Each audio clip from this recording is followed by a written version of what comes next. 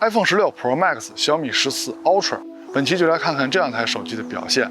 上期我们聊的是 iPhone 跟三星这两个全球手机销量数一数二的品牌。那么本期呢，该轮到小米了。小米在去年全球的手机销量也排到了前3啊，就它是第3名，也是非常厉害的。那么本期呢，就用这两个品牌的旗舰 iPhone 16 Pro Max 对比一下小米14 Ultra。在影像硬件上来说，小米这边肯定是占尽优势的，主摄的感光器尺寸呀，各种镜头的光圈大小啊，这些呢都是小米在硬件上是有优势的。那相比之下呢 ，iPhone 那边只能靠软硬件配合了。那这期就看看是对硬件管用呢，还是靠软硬件配合更管用呢？非常感谢大家的点赞和加关注，尤其是加关注，这是让我们这档节目不停更、继续更新下去的动力，所以就非常感谢大家了。正式测试前还是鼓励摄影环节。我会拿着手机去瞎拍些照片，摄影环节的照片呢都经过了调色，大家也应该分辨不出来是哪台手机拍的了，而且也不用分辨，也不要分辨，因为摄影环节的照片是台手机就能拍，关键是要参与到摄影中来。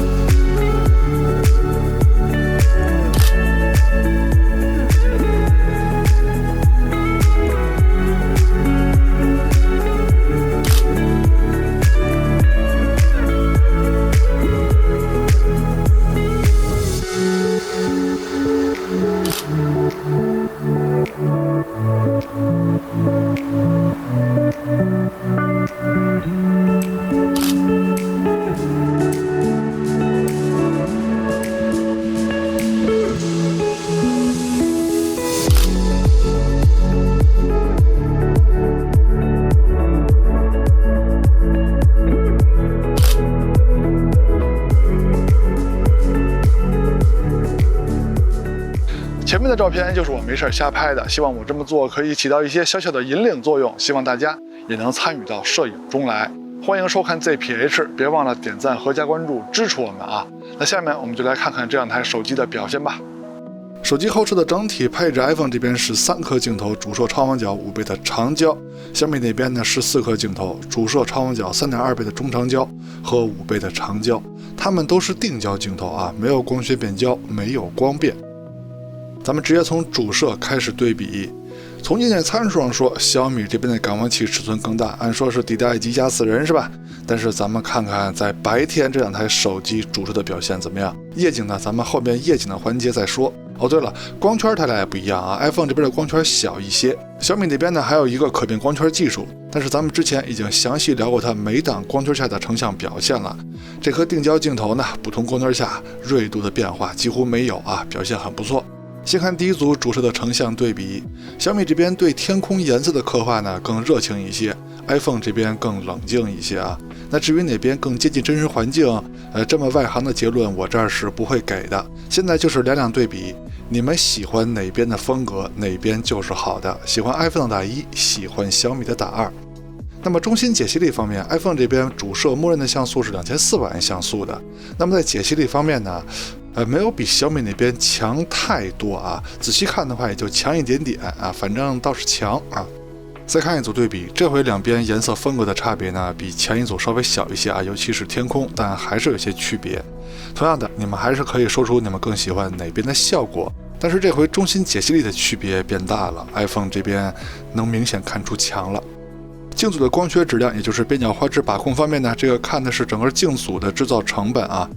那么 iPhone 的表现是非常优秀的，虽然说它的感光器更小，它的边角画质是更利于把控的，但是这种差距也是挺大的啊。看到好的边角画质把控呢，还是让人很开心的。小米那边的表现呢，在1英寸里边也算是不错的了，但是它的光学质量确实是没有 iPhone 的好。那么看另一个角的表现呢，也是如此啊。两台主摄都有自己的高清模式 ，iPhone 是4800万像素，小米是5000万像素。那么解析力方面的区别呢？从光学素质来说，两边差不太多。但是小米那边能看出更多的数码处理结果，因为这些数码处理啊，它必须建立在光学基础之上，它必须能把这些纹理啊、起伏啊都拍到之后再进行处理。把这些后期数码处理的都去掉，只分析光学解析力的话，两边差不多。iPhone 那边可能会稍微强一点点。那就再看一组主摄高清模式对比吧。结果还是一样的啊。从光学解析力上来说呢，iPhone 可以说是只强不弱啊。小米那边的表现也是很厉害的。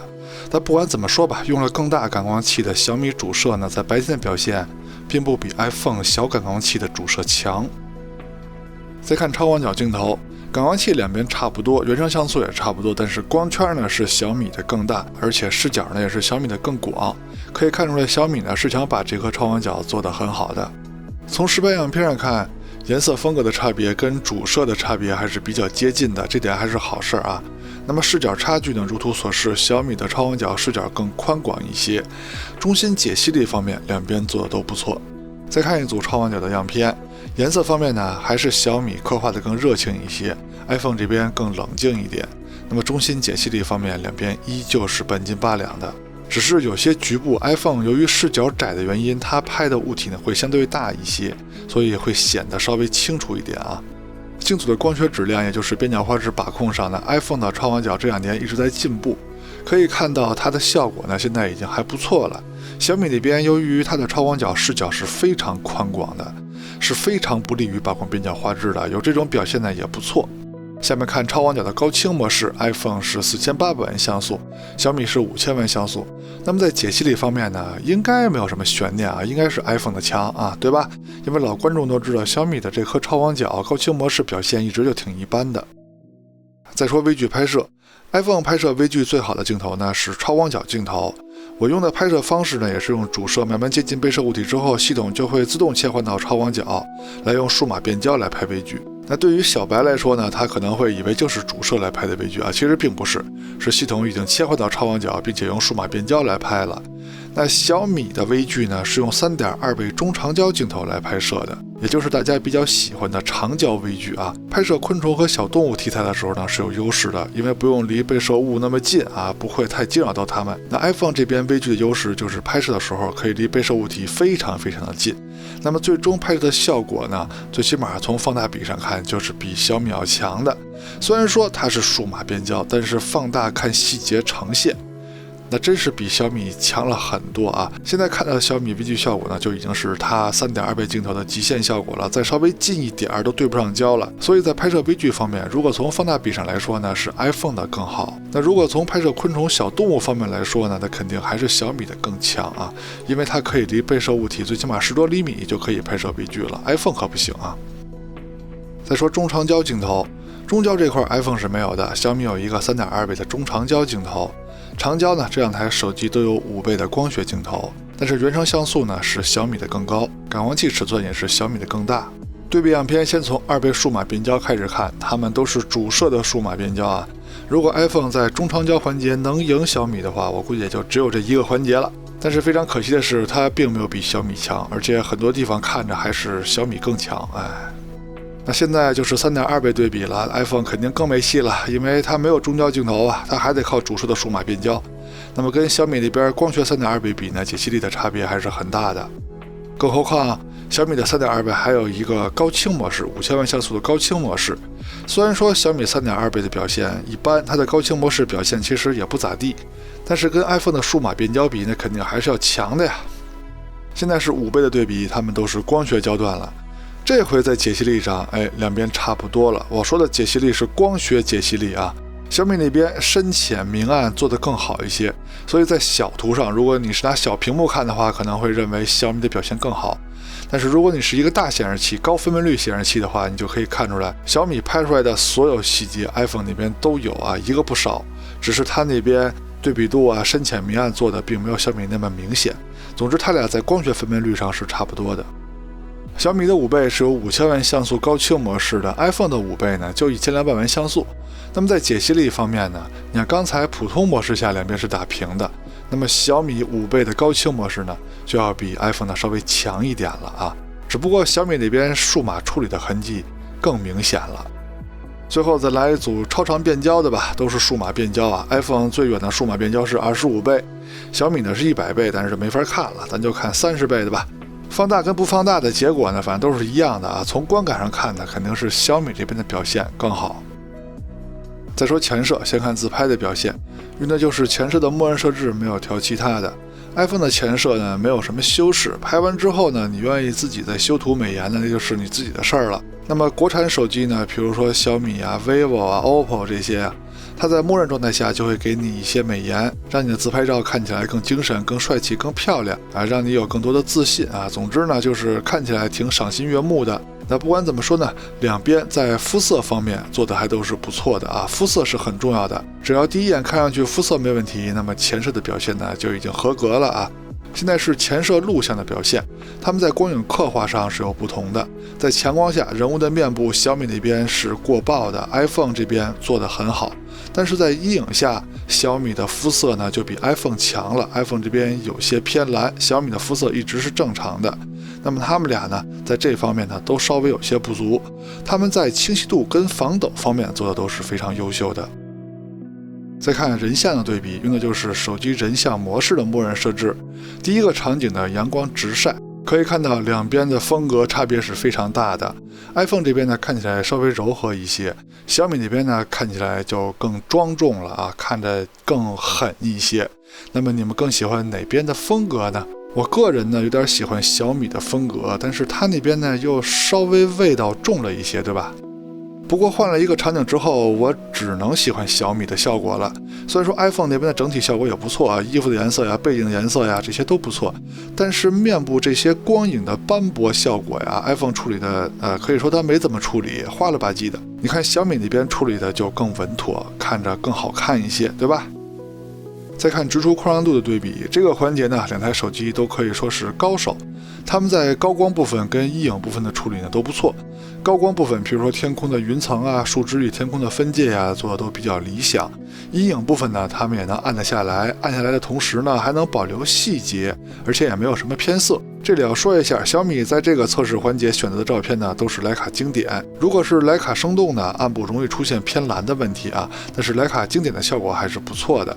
有些场景 iPhone 的暗部做得更极致，它又能按得下来，而且还能保留细节，并不是说扩张度高的照片一定就是好照片、好看的照片。好看的照片呢，可以出现死黑、死白，这些都没有关系，只不过细节呈现越充分的照片，对于后期来说越方便。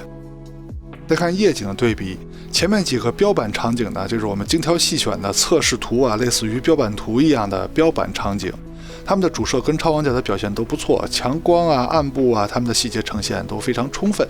但是这个场景我就要问一下大家的选择了，阴影部分还好说啊，亮部他们的区别还是很大的。虽然说亮部细节他们都显现出来了，但是你们更喜欢哪边的风格呢？喜欢 iPhone 的打1，喜欢小米的打2。非常可惜的是，这个牛叉的测试场景没有开灯啊，他俩躲过一劫。来到了昏暗的城市道路上，两边的细节呈现，无论是主摄还是超广角，他们的水平是很接近的，就是颜色风格的差别比较大啊。小米那边更绚烂一些， iPhone 更沉稳一点啊。你们更喜欢哪边的效果呢？还是那句话啊，别问我哪边更接近真实环境，这种业余的结论在我的节目里是不会有的。再看一下夜晚长焦的表现，先看2倍数码变焦啊，它们都是主摄的数码变焦，无论是强光还是阴影，它们的表现呢是有差别的啊，但是总体来说呢都还行，半斤八两。3.2倍的表现呢，强光呢 iPhone 稍微强一点点，有一个小 logo 啊，蓝色部分最起码 iPhone 呈现出来了，小米没有呈现出来。